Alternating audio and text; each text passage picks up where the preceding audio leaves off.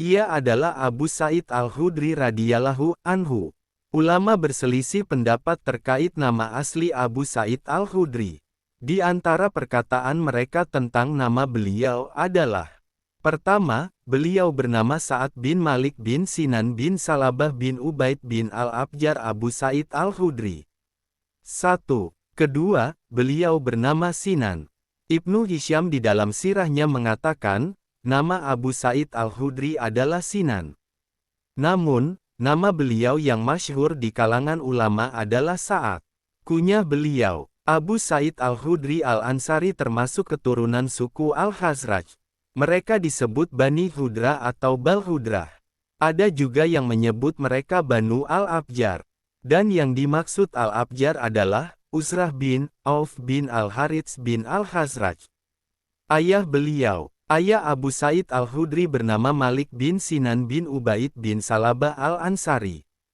Malik bin Sinan termasuk sahabat Nabi yang mengikuti perang Uhud, dan termasuk jajaran sahabat yang mati syahid di pertempuran tersebut.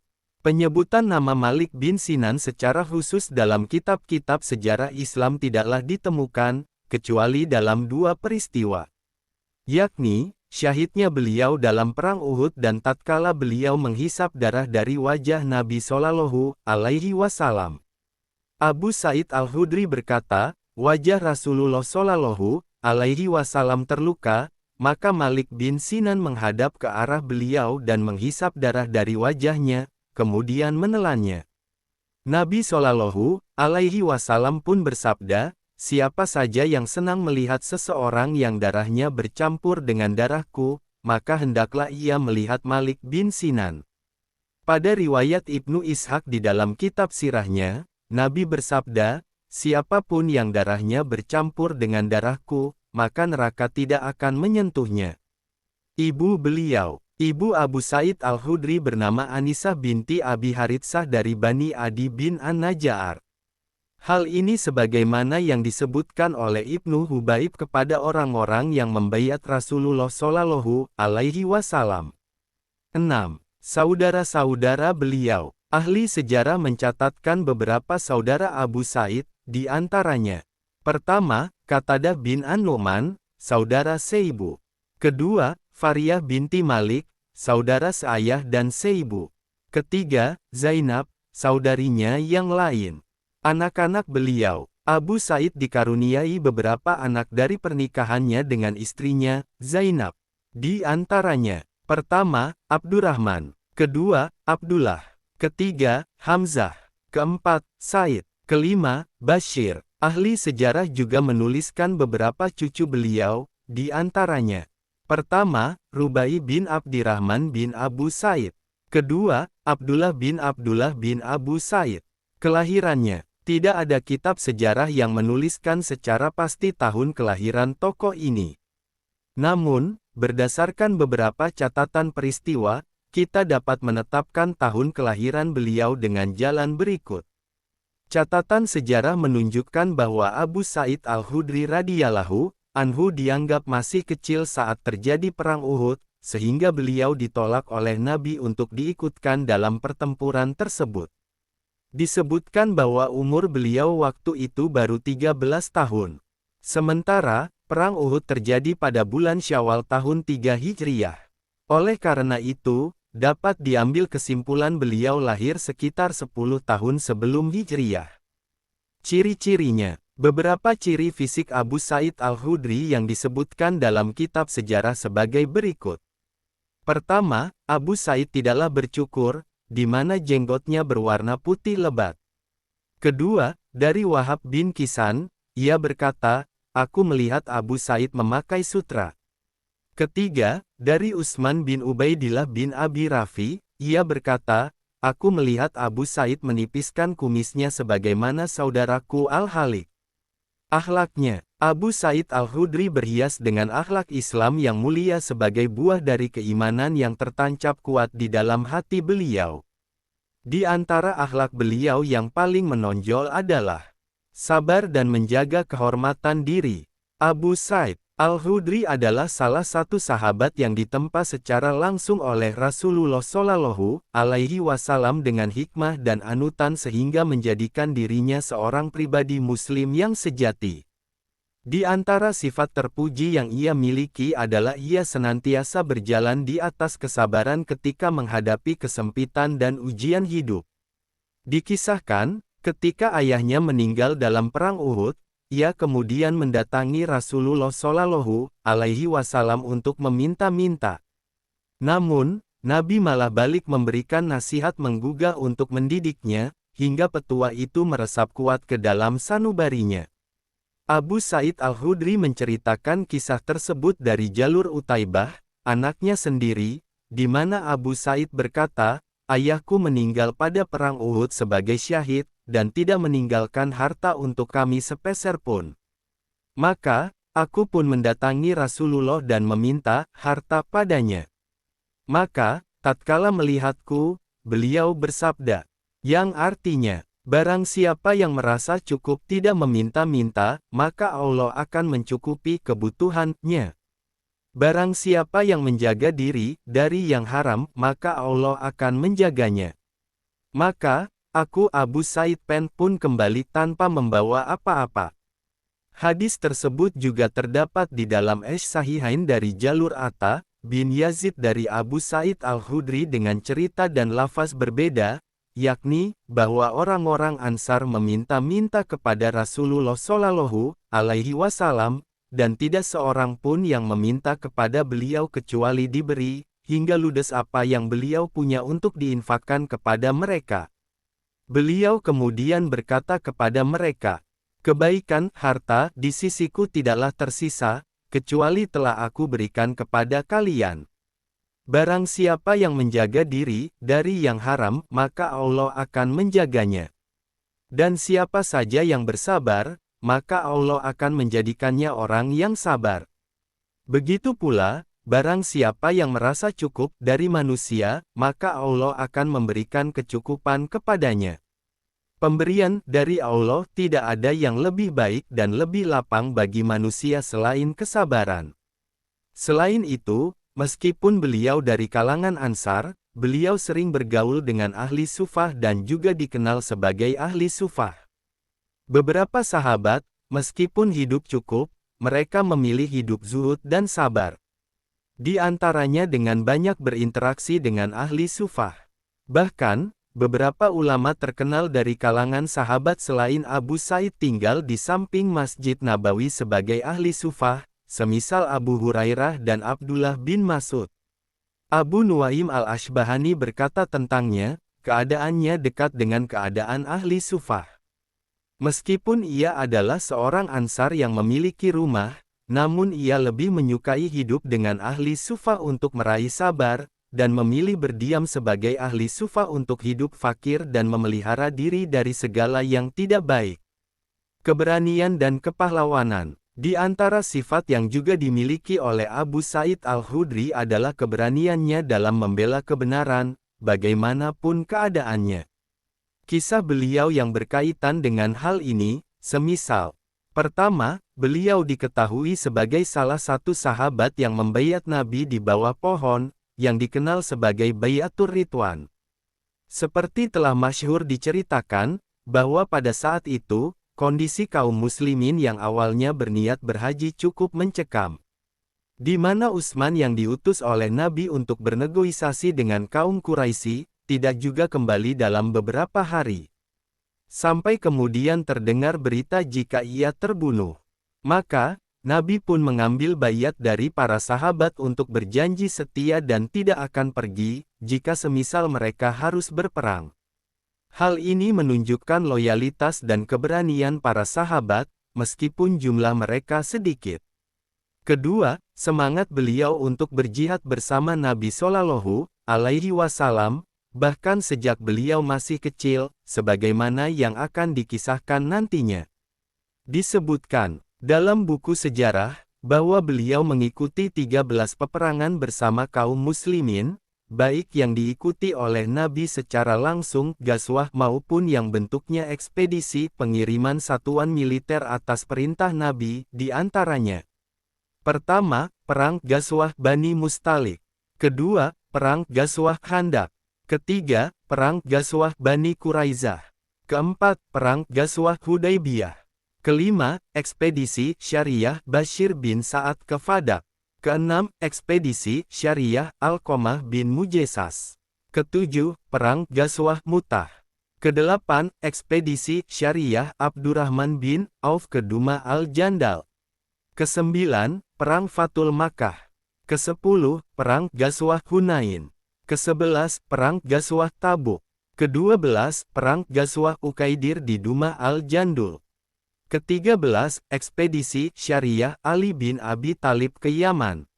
Ketiga, beliau pernah memberikan nasihat secara berani kepada Marwan bin Al-Hakam bin Abil Ash tatkala ia menjadi orang pertama yang membuat bid'ah berupa melakukan khotbah sebelum salat Id.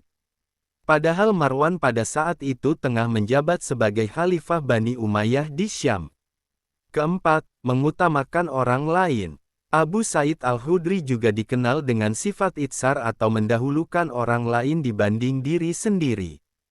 Sebagian orang yang menulis biografinya mensifatinya demikian dengan berkata, ia seorang yang mendahulukan orang-orang fakir. Guru-gurunya, berdasarkan riwayat-riwayat Abu Sa'id Al-Khudri dari Rasulullah Shallallahu Alaihi Wasallam, meskipun sebagian besar ia berasal dari Nabi secara marfu, beliau juga meriwayatkan hadis dari sahabat yang lain. Oleh karena itu, Al-Hafiz Ibnu Hajar Al-Asqalani menuliskan, Abu Sa'id Al-Khudri meriwayatkan hadis dari Nabi Shallallahu Alaihi Wasallam, Abu Bakar, Umar, Utsman, Ali, Zaid bin Sabit, Abu Qatadah Al-Ansari, Abdullah bin Salam, Usaid bin Hudair, Ibnu Abbas, Abu Musa al-Asy'ari, Muawiyah, dan Jabir bin Abdillah. Murid-muridnya dari golongan sahabat. Di antara sahabat yang meriwayatkan hadis dari Abu Sa'id Al-Khudri adalah 15. Pertama, Ibnu Umar. Kedua, Jabir. Ketiga, Anas. Keempat, istrinya, Zainab binti Ka'ab. Kelima, Ibnu Abbas. Keenam, Zaid bin Sabit. Ketujuh, Mahmud bin Lubaid. Murid-muridnya dari golongan tabi'in. Adapun tabi'in yang meriwayatkan hadis darinya adalah Abdurrahman anaknya Abu Umamah bin Sa'al, Sa'id bin Al-Musayyab, Tariq ibnu Syihab, Abu Et-Tufail, Atta bin Abi Rabah, Atta bin Yasar, Atta bin Yazid, Iyad bin Abdullah bin Abi As-Sar, Al-Agar bin Muslim, Bisir bin Said, Abu Al-Wadak, Hafs bin Ashim, Humaid bin Abdurrahman bin Auf, saudaranya Abu Salamah bin Abdurrahman, Raja bin Rabi'ah, Ad-Dahak Asy-Syirki, Amir bin Sa'ad bin Abi Waqqas, Abdullah bin Habab, Said bin Al-Harits Al-Ansari, Abdullah bin Muhairis, Abdullah bin Abi, Utbah pelayan Anas Abdurrahman bin Abi Nim, Ubaid bin Umair, Uqbah bin Abdil Faiz, Ikrimah, Amr bin Salim, Qusah bin Yahya, Muhammad bin Sirin, Nafi, pelayan Ibnu Umar, Yahya bin Imarah bin Abi Hasan, Mujahid, Abu Ja'far Al-Bakir, Abu Sa'id Al-Makbiri, Abu Abdurrahman Al-Habli, Abu Usman An-Nahdi, Abu Syuban pelayan Abu Ahmad, Abu Soli As-Siman, Abu Al-Mutawakkul An-Naji, Abu Nadra Al-Ubaid, Abu Al-Qamah Al-Hashimi, Abu Harun Al-Abdi, dan selainnya. Riwayat hadis darinya. Abu Sa'id Al-Khudri meriwayatkan hadis sebanyak 1170 buah hadis, dan termasuk urutan ketujuh sahabat periwayat hadis terbanyak setelah Abu Hurairah, 5.374 hadis, Abdullah bin Umar, 2.630 hadis, Anas bin Malik, lebih dari 2.286 hadis, Aisyah, 2.210 hadis, Abdullah bin Abbas, 1.660 hadis, dan Jabir bin Abdillah, 1.540 hadis, radhiyallahu anhum ajmain. 21. Abu Sa'id Al-Khudri termasuk sahabat yang memiliki ingatan yang sangat kuat. Ia sama sekali tidak menuliskan hadis-hadis di dalam kitab, namun ia menghafalkan keseluruhan hadis yang ia riwayatkan. Tentang hal ini, ia pernah berkata kepada muridnya, "Janganlah engkau tulis hadis-hadis, dan jangan engkau jadikan ia sebagaimana Al-Quran ditulis pen. Akan tetapi, hafalah dariku sebagaimana aku menghafalnya." Di kesempatan lain ia berkata, "Ambillah hadis-hadis sebagaimana aku mengambilnya dari Rasulullah Shallallahu Alaihi Wasallam." Salah satu mufti dari kalangan sahabat. Pakar sejarah menyebut Abu Sa'id Al-Khudri sebagai salah satu sahabat yang biasa berfatwa. Maka, tentang ini Ziyad bin Mina berkata, adalah Ibnu Abbas, Ibnu Umar, Abu Sa'id Al-Khudri, Abu Hurairah, Jabir bin Abdillah, dan sahabat Rasulullah lain yang serupa dengan mereka, berfatwa di Madinah. Maka, mereka mengambil hadis dari Rasulullah Shallallahu Alaihi Wasallam sejak wafatnya Utsman radhiyallahu anhu hingga wafatnya diri mereka masing-masing. Wasiatnya, sebelum meninggal, Abu Sa'id Al-Khudri memberikan wasiat kepada Abdurrahman, anaknya, di mana ia berkata, "Ayahku berkata padaku, aku semakin tua. Para sahabat dan kawananku telah pergi wafat. Tolong, peganglah tanganku." Ayahku kemudian bertelekan kepadaku hingga tiba di tepi pemakaman Baqi, bagian yang belum ada kuburannya.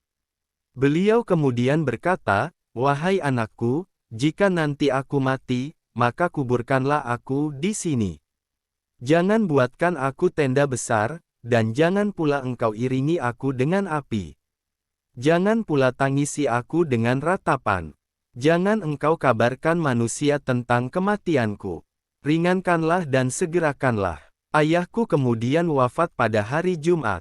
Aku pun tidak suka memberitahu manusia sebagaimana ia melarangku.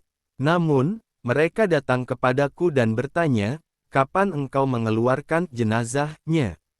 Aku pun menjawab, "Setelah aku siapkan, baru aku keluarkan." Maka, manusia pun memenuhi pekuburan Baqi bersamaku. Wafatnya. Setelah menjalani kehidupan dan umur yang terbilang cukup panjang, ia telah sukses mengumpulkan berbagai kebaikan dan keutamaan. Baik berupa ilmu, amal, akhlak yang mulia, sikap zuhud, dan jihad fi sabilillah. Abu Sa'id Al-Khudri pada akhirnya berpulang ke sisi Rabbnya, Azza wa Jalla di Madinah. Kota tempat ia lahir, tumbuh, dan berjuang bersama Nabi dan para sahabat yang mulia radhiyallahu anhum ajmain. Ulama berbeda pendapat terkait tahun wafat Abu Sa'id Al-Khudri. Di antara perkataan mereka tentang waktu kematiannya sebagai berikut. Pertama, beliau wafat pada tahun 74 Hijriah. Ini pendapat Al-Waqidi, Ibnu Numair, dan Ibnu Bakir. Kedua, beliau wafat pada tahun 64 Hijriah. Ini perkataan Ali Al-Madini. Ketiga, beliau wafat pada tahun 63 Hijriah. Ini perkataan lain dari Ali Al-Madini dan Ibnu Hibban. Keempat, beliau wafat pada tahun 65 Hijriah. Ini pendapat Al-Askari. Abu Sa'id Al-Khudri dikuburkan di pemakaman Baqi sebagaimana yang ia wasiatkan kepada anaknya, Abdurrahman. Sebelumnya, dia menginginkan pemakaman yang sederhana. Sampai kemudian manusia di Madinah mengetahui berita kematiannya.